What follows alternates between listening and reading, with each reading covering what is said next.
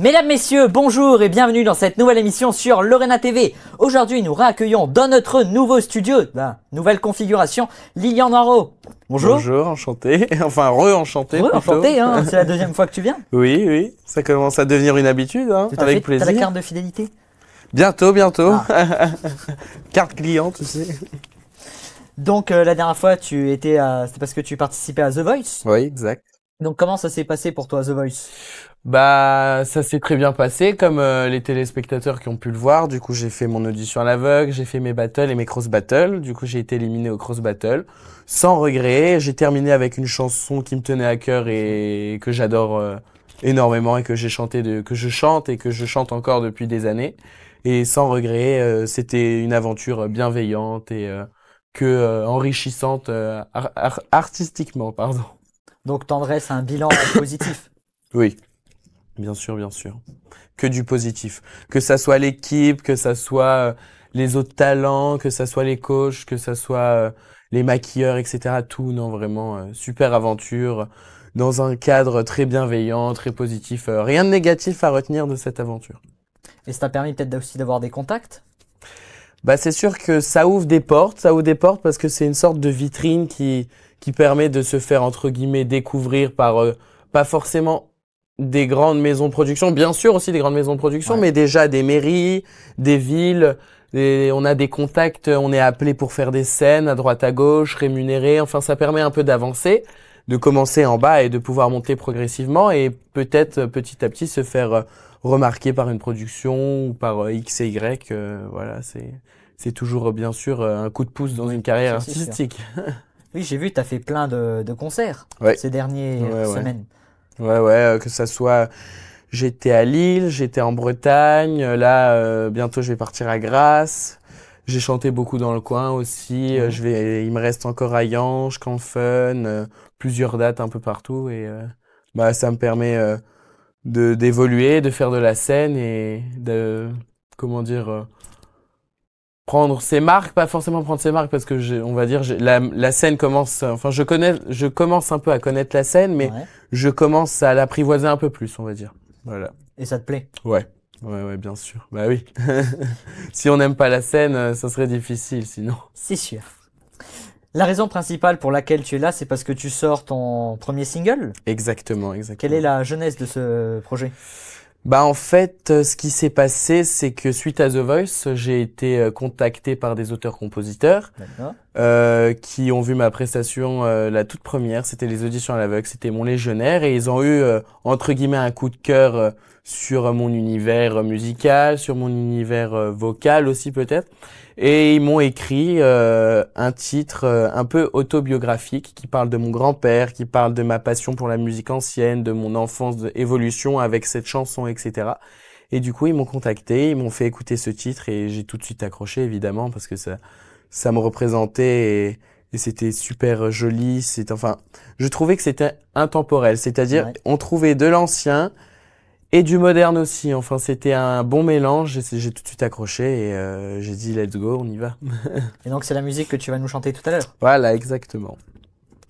Et donc du coup, il y a toute une boîte de production derrière, Alors pour l'instant, non. Enfin, on va dire, je suis pas suivi par une boîte de production. Peut-être, on croise les doigts, ça peut se faire. Mais déjà, il est sorti sur toutes les plateformes grâce à ma mère et un ami Thomas qui connaissent un peu les plateformes, comment faire pour mettre parce on le trouve sur YouTube, sur Deezer, sur Spotify, enfin voilà. Et en fait, il y a tout un parcours à faire pour pouvoir le mettre sur toutes ces plateformes et c'est eux qui l'ont fait en fait. Et sinon après production pour l'instant, c'est plus de l'autoproduction. Non, c'est plutôt de l'autoproduction, voilà. C'est pas plus mal des fois. Oui, pour l'instant, on commence comme ça et on verra par la suite.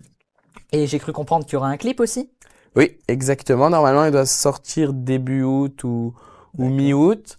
Et c'est un clip aussi qui reprend un peu les grandes lignes de mon évolution avec la musique. Voilà, enfin, hâte de voir avec bien sûr la troupe Évidence, parce que ma mère est prof de danse à Vemrange et à Terville.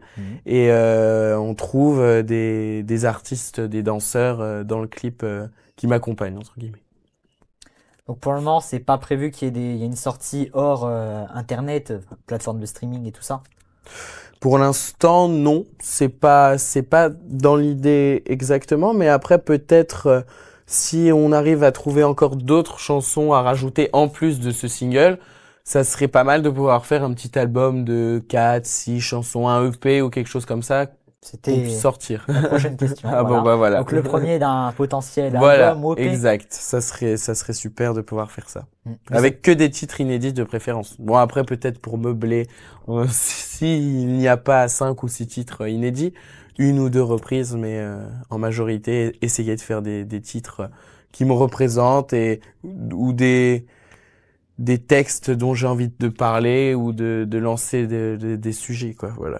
Mais toi, ça te plairait de pouvoir aller acheter ton vinyle ou CD dans un magasin? Ah bah je pense que c'est le rêve de chaque artiste, hein, de pouvoir se voir comme ça dans un bac au Cultura ou chez un vendeur de disques ou un disquaire. Enfin bien sûr, c'est phénoménal, c'est magnifique. Bon après, à voir si ça se fait ou pas. Ouais, j'en croise les doigts.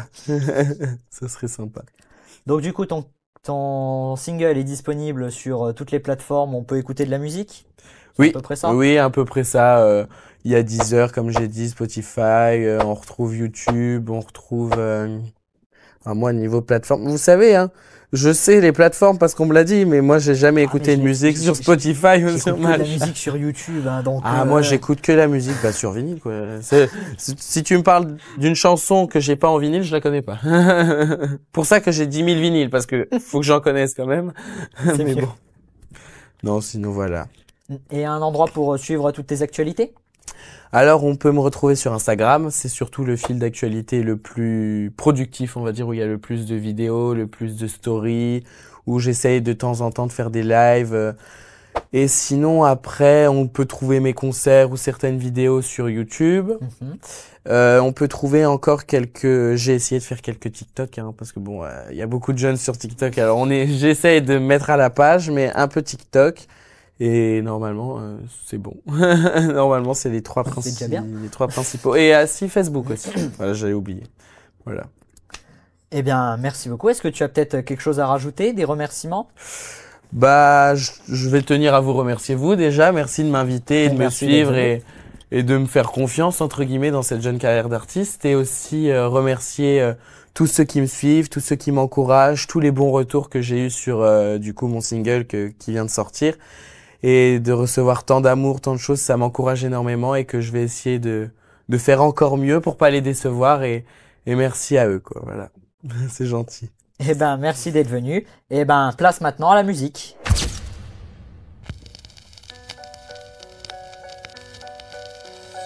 Sur les bancs de l'école, un petit garçon, les pensées qui s'envolent et l'esprit vagabond.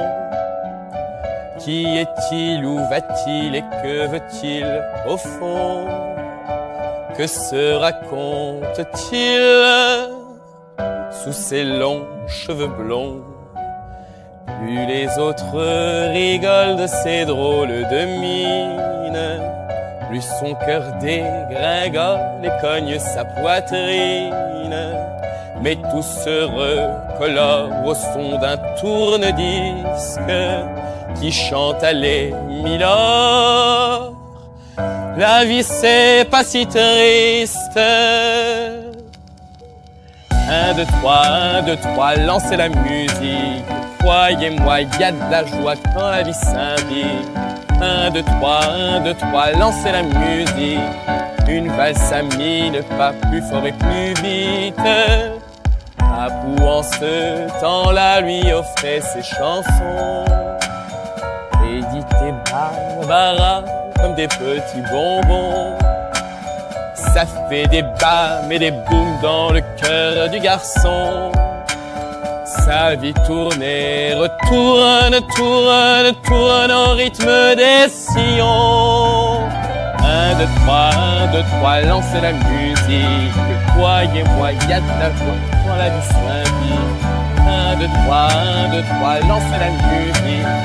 Une valse à 1000 pas, plus fort et plus vite. Accroché dans l'armoire, à peine un pantalon. Y'a que des airs de guitare cousus d'accordéon. Il veut chanter l'espoir et crier sa passion. Balancer des padam, padam à la télévision. 1, 2, 3, 1, 2, 3, lancez la musique. Croyez-moi, il y a de la joie dans la vie symbolique. 1, 2, 3, 1, 2, 3, lancez la musique. Une valse à 1000 pas, plus fort et plus vite. 1, 2, 3, 1, 2, 3, lancez la musique. Croyez-moi, il y a de la joie quand la vie s'invite. 1, 2, 3, 1, 2, 3, lancez la musique. Une valse à 1000 pas, lancez-la. La musique, la musique.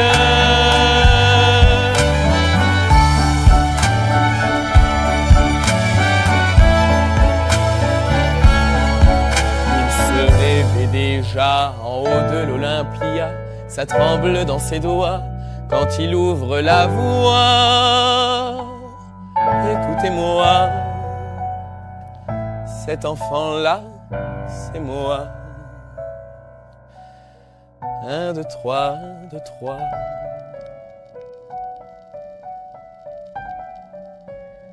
1, 2, 3, 1, 2, 3.